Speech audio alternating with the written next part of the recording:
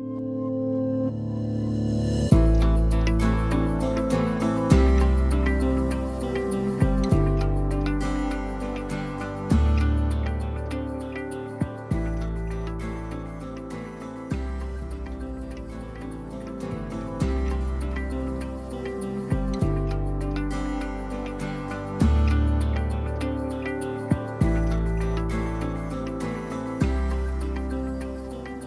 everyone. This episode is audio from an Instagram live conversation we had. We wanted to talk about the holiday season, and for some, how going home for the holidays can really feel like a lot. From potentially homophobic, transphobic, or just terrible spaces, a lot of feelings can come up around being home for the holidays. But we also believe that your peers can be a source of support during that, so we really wanted to post this here. We hope you find this validating and keep in mind that we are all here for you. Happy holidays. We have to turn together, right? Hello, friends. Hello. It's good to see you both. I think I'm gonna do the typical Instagram live thing and say, we will wait a minute for folks to join. But I'm glad this worked out. You both look wonderful. Yay. Let me just add. No, okay, we're good to go. Okay. Awesome. I think as we get started, maybe we'll start by introducing ourselves as people, introduce our office. Of course, people are on our live, but just in case. And then if people listen to this later on when this gets turned into a podcast, just preface that. But we're really glad to be having this conversation today. We'll talk about it in a bit, but we really wanted to, as the holiday season comes up, we really want to talk about, you know, for a lot of folks, it can be a stressful time thinking about traveling to potentially see family, to see folks who might be folks that they try to avoid. We wanted to make some space and talk about that, but so I'm Matthew. My pronouns are they and them. I serve as the coordinator of student support and engagement here in Student Diversity and Inclusion. I have two wonderful folks with me. Okay. So my name is August. My pronouns are he, him, or they, them. I currently work as the intern for Student Diversity and Inclusion for about 2 more weeks. I'm Liv. My pronouns are she, her, and I am currently a peer mentor at Student Diversity and Inclusion. Awesome. Well, let's go ahead and start. Talk for a little bit. So as we were planning this, we've been talking about, you know, it'd be really nice if the holiday season were, you know, as simply joyful as some of the Hallmark movies make it seem. But for a lot of folks, the holidays can really mark a dark spot in the time of the year. There's a really big focus around the holidays around family, whether it be visiting them, seeing them. I think for students, a lot of traveling to see family that they might not see over the rest of the year. And that can bring up a lot. So maybe we could just talk through, as we were having conversations to plan this, what kind of things came to mind? Yeah, I think that, which thank you for the introduction, but it is a particularly difficult time for going home. The stress on, like, being with family over the holidays. I feel like every single thing, like in the media and like movies, or like interviews with people, they're always like, yeah, my favorite thing about the holiday season is going home and visiting with family. And I think it's kind of hard to, when you don't relate to that, I think it's kind of hard to feel a connection to the holidays. And it kind of just feels unintentionally a way of like kind of rubbing good families in your face a little bit. Even though that's not the intention, I think that it's feels a little bit like that, just like a little prickly. But I think that it is really difficult as we're surrounded with so many things that really emphasize family, um, to kind of navigate your way around that and still find joy in the holiday season, when so many things are really focused on it. Yeah. Going off of that, I think if you aren't like with your family and friends for the holidays, like because of the like stigma around that, like you kind of start to feel bad that you're not like you don't have this big family or all these friends for the holidays, and I think that can feel worse. Although they know that like not being with their family is probably the better choice. Yeah, so I think it just like kind of creates a bad vibe when you're like, oh, I'm just spending the holidays with like one other person, and then people are like, oh, you're not seeing your family, and it's like it's kind of just like something that we've assumed people do, although some people are not comfortable with that. Yeah, I like that's interesting. And real quick, I'm gonna have you both move a little closer to the microphone. I think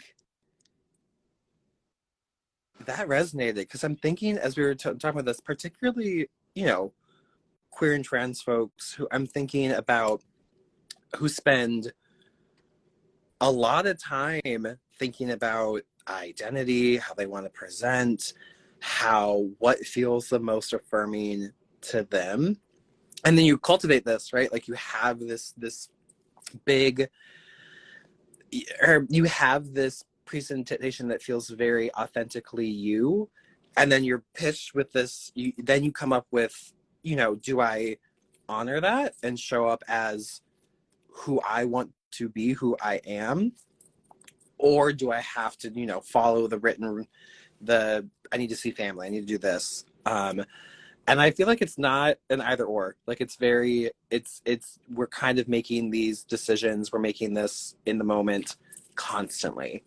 Yeah. I mean, I'm thinking particularly around in college about there's not one right path of when you come into, and it's not an endpoint of coming to really like, when have I reached, my full realization self, when have I reached this or anything like that. But I do think there's some really important times. There can be some really big moments in college to realize that you can start thinking about how you want to present, what feels most authentic to you, and to have that feel like you can't continue to do that sometimes. I think it's heavy. Yeah, it's definitely like heavy emphasis on family during the holidays is definitely like a big pressing thing. And I think that now we are in person classes, so I feel like the physical separation from families and like how you were saying, Maddie, like the ability to present and live as you want, especially as like a young adult, um, or when you get to college, sometimes a teenager. Um, it's really a time to live as yourself and kind of figure out who you are and make a life for yourself outside of family. And I think that like the emphasis on going home for the holidays, or like I feel like when people ask about your plans for the holiday season, it's always like, oh, are you going home? Like, oh, are you? And it's never like, more often than not, the question is like, are you going home for Christmas? Or like, are you going home for Thanksgiving? And not like, what are you doing? And I think that it's kind of difficult in like because I've been in situations where like I've gone home for the holiday season and I'm like, well, I guess I'm gonna cosplay as somebody else. And I think for the separation between my like quote unquote two lives, like as a trans person, going home is kind of like, it is something that helps me, and that I'm like, yeah, I'm just having a Hannah Montana moment right now. And maybe adding a little humor to it kind of helps a little bit. It also just like becomes a burden to think about it like every year, you have to think about what you're going to do and what you're going to say when people ask you what you're doing. So, like, for me, I think Thanksgiving this year I didn't go home. And when I would tell my friends that, they're like, oh, you're not going home. And it's like, it's not something that is always so sad to be about. And, like, I think it should be more normalized, not going home wherever. Like you said, it shouldn't be asked all the time, oh, are you going home? Because for some people, their home is now here or wherever. So it's like, I feel like it becomes kind of an uncomfortable situation to be always asking if someone's going home and then to always be asked that as well. Yeah. I think it can feel really, I don't know, because when we talk about, visiting family can be difficult. I think, at least I've heard talked about, it can be talked about in a really extreme way. Like, is this either harmful or is it not? And that's not the case. I think often it can be, if I visit casually for a little bit, keep the conversation light, it can feel great. Maybe some folks, their boundary is I visit and I don't stay the night, or I go for a meal, or I'll go in like a neutral third party, like we'll go out to a restaurant or something like that. I think all of that is valid. I think the cool part about being adults, is you can really start to craft what feels the most affirming for you. What feels, like you said to start with, like what feels like it actually feels the most joyful, and what doesn't. Because I think that's what we really want for the holiday season.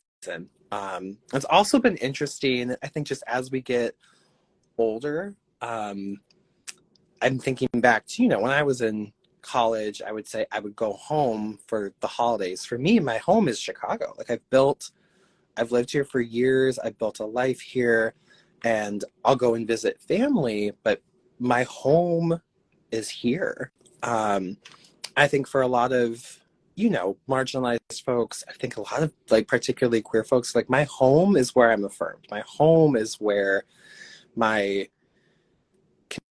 community is. If that's not where I grew up, or if that's not where some family is, I will go and visit them, but this is my home. Yeah. If it feels like it can be a really empowering shift. I was just gonna say, I definitely think that for me, I'm still in that, like, where is home at? Because I do have my community here, but I do still have some family that I love seeing at home. So it's kind of, I think that can also be hard, especially when you're like from somewhere not close to here. Um, you have like that separation, so it's kind of hard for me when I go home to like talk to my friends about what I'm doing at home because we do such different things. Especially like in like the art community, it's so different here than it is like in Maine. People don't understand that like I go to school for film. That is just like something that people don't get. So it's hard to shift from like being able to talk about all the projects I'm working on and stuff like that here, and then going home and people not even understanding what I'm talking about. So I think that can be a real challenge too. Yeah. Gray area of like not knowing what exactly to call home, I think is like kind of like a really common like college experience. The other gray area of like family not either like super good or like super bad. I think that a lot of people, including myself, struggle with like that black and white thinking. Yeah. It's like family is and can be like multiple people, like a lot of people sometimes, and not every person is going to be like super great or super bad. And I think that kind of like what you were saying, Maddie, about like setting those boundaries, like okay, we will go out. I'll go out to dinner with like my mom and my cousin, or like kind of trying to surround yourself with the people that resonate with you, and are a positive influence on you is like a huge difference than like going to like a big family event where everybody's there. And I think that like those gray areas are like black and white thinking for that kind of thing is. Yeah. Yeah. And I'm also thinking, well, real quick, I'm going to have you, I think your mic's going in and out because for just distance. I'm recognizing too that I think for people who might still be a minor, but even if they go home, like they are still within, the control of whoever they're living with, whether that be parents, guardians, anything like that. I think I've found, in spaces I've been in before, I think, mentally checking out at a space can be a form of self-preservation or energy preservation too. Even, I don't know, I found a lot of peace when I was younger with having, games on my phone, having a journal with me, having headphones with me, knowing like, okay, I have to go. I have to go to this thing. How am I physically present, but I'm more present with what I want to be present with? I think that's helped. Yeah. I've kind of learned that as well. And I've also, like, becoming an adult, I've started to, like, learn how to say no to situations like that. So maybe, like, when my parents are like, oh, we're going to go to this dinner with so-and-so, and me and just being like, no, I'm not comfortable with that. And that's something you can't really do. Like, you minor, it's kind of like oh, I have to go do this because my family's going. And so I think that's one of the best parts about, like, going into your adult life is being able to set those boundaries, even if it's with your family. And I think that that's a really important thing to start doing as you get older. Yeah. I think there's such I've loved that, I don't know, I think particularly for all of us, but particularly for when I was younger, for younger folks, just knowing that, I wasn't alone in this. Like there was either other people experiencing this, or even if they weren't, other people who were really willing to be like, you can do this, you got this. The minute you are in a more affirming space, I'm ready to come and say, I love you, I support you, like I'm so excited to see you. Like I loved when Tumblr grew, when Instagram groups grew, or even just text chains with chosen family or friends being really ready to text each other through this or talk them through this. I think they get written off as kind of like a goofy thing, but I think they're so powerful. They're such a wonderful and affirming tool to have. Like online relationships like that, I feel like really powered me like my high school years. And I think that it might be kind of along the same lines of like when I was in high school, like I had my own like online friend groups, and I had like all these like big plans to like move to college and like live as like my best self and like all of that. And I think that just kind of having the knowledge that there are other people who are going through the same thing, and building those connections and those relationships with those people can be something that's really empowering. And I know it does kind of like get written off as like, oh, I'm in my Twitter group chat right now, as like Thanksgiving dinner is going on. I'm like, yeah, I'm in my Instagram group chat.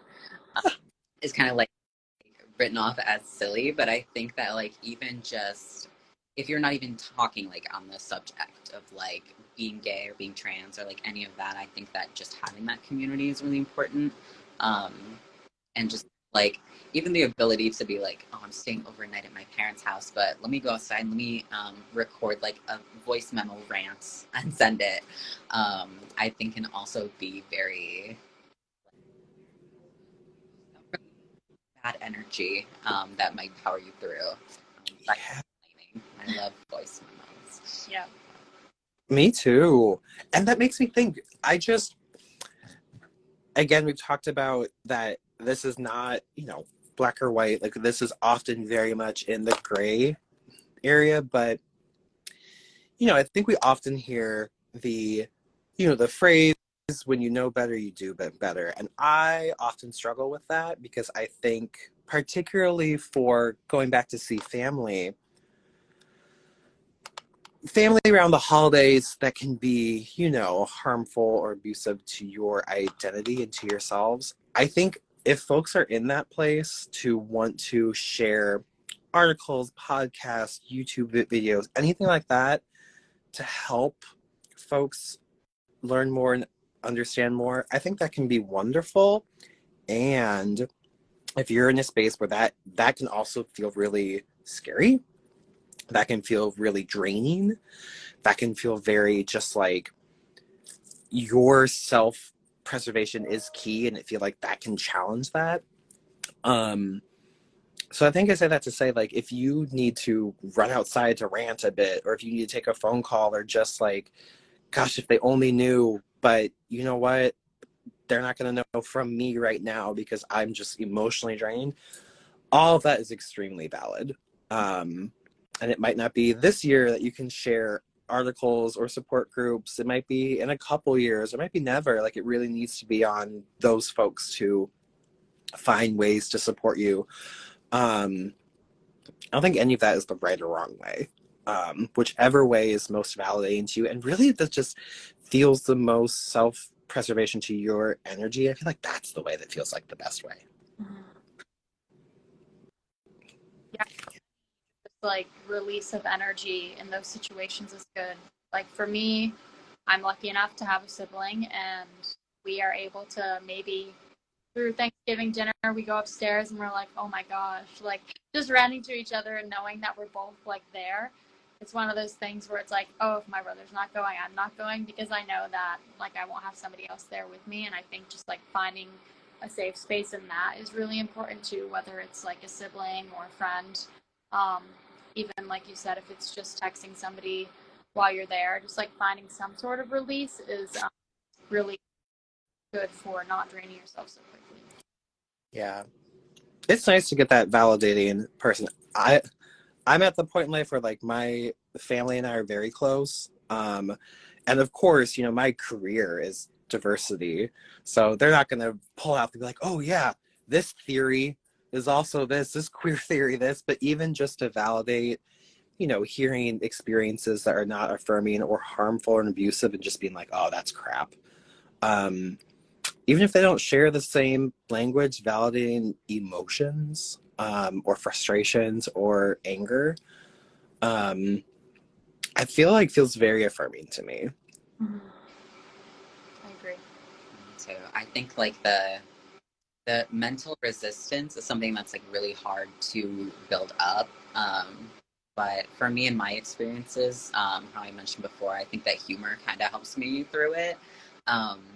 Just in like, I go home and I'm like, okay, well, I'm basically going to be an acting major here, and I'm gonna be somebody like completely different and like kind of making it feel like a little game.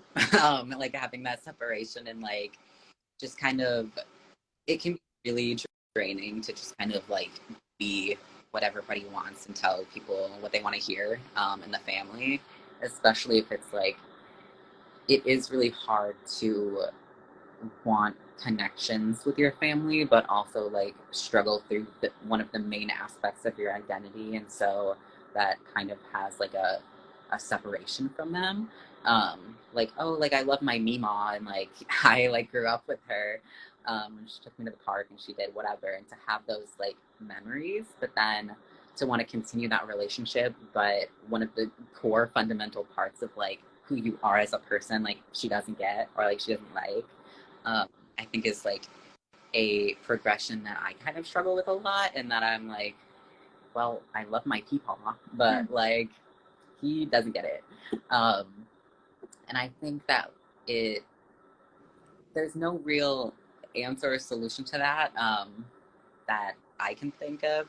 I think it's just something that like a lot of people deal with, and a lot of like mental strength and energy goes into that. Like when I go home, I'm like, okay, Mima, like I'll be this person for a little bit. You can have this person for a while, but I have the idea that like I'm gonna go home and be somebody else, but I'll text you every once in a while. Um, is like very. It helps me through a lot, and I think especially we kind of I kind of got lucky in that like the past few years. I'm like, sorry guys, I can't come home, like COVID restrictions. Like I live because my family's in Northwest Indiana, so like um, I'm close enough that like I should be going home, and that they get a kind of a little bit like you can't come home, like you're literally like a 2 hour drive. Um, it's like sorry guys, I live in the big city, like you guys don't get it, like so much worse here, like I don't want to get like sick. Um, and I think that it's kind of like a that was my for a while, and now we're getting to a point where it's like, oh, are you going home for Christmas? Are you going home for this holiday? Are you going home for Thanksgiving? Like, um, where it's kind of like, okay, well, I'm back at it again, so I gotta figure out a different excuse. Um, or just kind of like go and be Hannah Montana for a second. Um, Double life is kind of very difficult to have that separation in your mind and also want to have that connection with family, but not wanting to have that connection with family. Um, and setting those like mental boundaries is definitely difficult. Yeah. And of course, we're not like, we don't want folks to have to live any sort of double life, but, to validate that going in feeling like, spears are up, I'm ready to fight for everything is also very draining. And if that's not the space that you're at, this kind of how do I navigate pieces of me? How do I navigate recognizing that, the oppression in the world is going to exist? How we navigate that is can be very exhausting, but it can also leave room for more joy. I don't know. There's been points in my life. I'm a big, for years, like I love having nails done. There was when I was younger, there's points in my life where I'm like, you know what? I'm just not going to do them when I see certain folks. Because I don't want to put the energy towards that conversation. And it's changed since then. But when I was at that point, I really struggled being like, am I giving up part of my identity? Am I hiding part of this by doing this? Is this shameful? Am I letting myself down? I think I felt that for a bit, but looking back now, I'm like, I think I allowed myself to, pick that battle when I had the energy for the battle, and that left me more energy to actually feel joy, like to feel happy, or to pick a battle where I needed to. So I think just the throughout all of this, whatever feels affirming and safe and the right timing for you, just I think the trust that you're making the right decision, and that you're not alone in this decision. At any point that you're at, I mean, I'm thinking for here on campus, for resources that we have that is meant to affirm you and your experience and your identity, those are always here for you any point in this journey. And these conversations about how to hold that, like hold what feels so true to you and navigating the rest of the world. It can be messy, it can be joyful, hard, difficult, but we hold all of that at the same time. Um, yeah.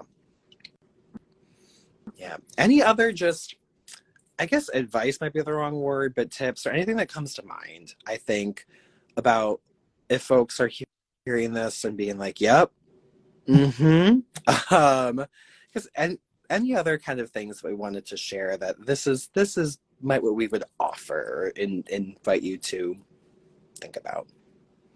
I would just say definitely don't be afraid to set boundaries. I think that's the most important step to take Mm-hmm. just for sake. I don't think it's wrong to set boundaries and just like stick up for what you think feels best for you. Um, and even though that might be hard at the time, you'll probably feel better about it in the long run. I think so. Just like like you both have said, just have to give up part of yourself to make it better for you. That maybe isn't the worst thing. And knowing the difference and knowing, hey, right now maybe I need to not have my nails done, maybe I need to act a little different, and but knowing that you know who you are is really important as well. Yeah. I definitely I think that like going off of that, how giving up a part of yourself to be with family, I know how we mentioned earlier can like feel shameful and like feel really bad.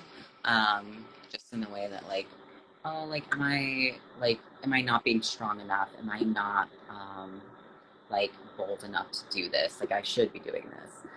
But you don't have to be doing anything. And there's no like you should do this or you should do that. I think that all family situations are different on like a vast level of degrees on everything and a whole bunch of factors. And I think that the person who understands your specific situation is you and can only be you. And I think that if you have to do a little cosplay, if you have to tone down a part of yourself in order to keep peace for yourself and stay safe, kind of exist through it and get through it, I think is not shameful at all. And I think that's actually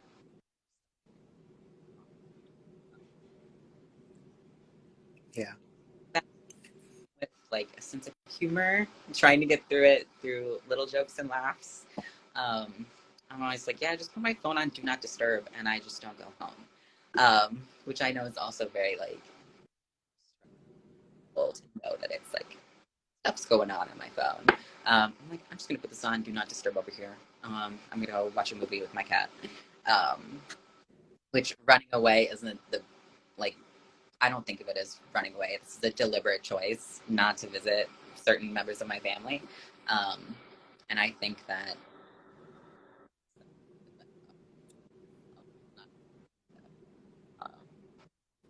Yeah. but I think that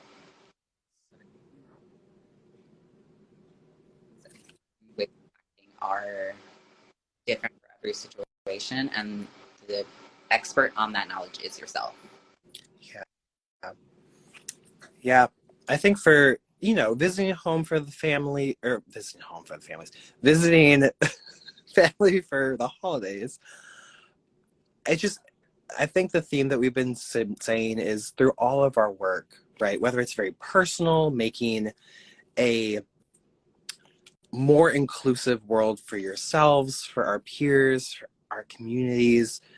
If we were to approach this as we're always in a space of fighting, if we're always in a space of ready to this, I think we would burn out really fast, whether in our relationships with family, friends, community. I think what you need to do to make room for you to have joyful holidays, for you to have rest, for you to actually disengage, that is valid. And then when you come back, especially when you're coming back to campus, the feelings that come up from that, like, I'm really glad I was able to rest. I'm feeling really joyful for that. And I'm feeling really mad that I had to put part of myself aside. And I'm feeling really shameful because what this, a lot of these very extreme feelings can come up at the same time, and just, I would say, be very willing to sit with those. It's not easy, but be very willing to sit with all of that. We're here to sit with all of that with you and just celebrate the fact that you made it through the holidays in any way that you did, and that you made it back to campus. Yeah, so I think with that, this feels like a good time to wrap up, but just thank you for those of the folks who joined. Thank you both so much for talking through this. Just as folks are traveling back for the holidays, any feeling that comes up, whether you're really excited, whether you're so ready for the holiday break, or you're anxious about seeing folks who are maybe not as affirming or welcoming, if we can be of any support in any of that, just know that we are here for you. Anyways, thank you both. We'll see everybody later. Bye. Bye.